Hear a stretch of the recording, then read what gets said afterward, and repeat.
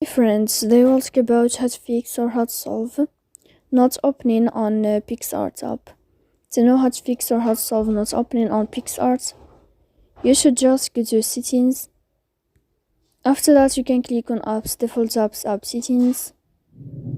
Then you will enter to the window or to the app of Picsart. After that, you can click on first stop and you can click OK. Here we'll enter to the window of storage. Then you can click clear cache.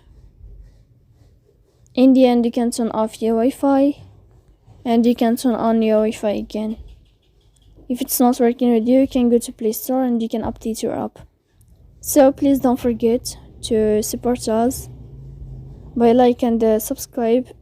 See you next time in another video, and thank you for your attention and your watching.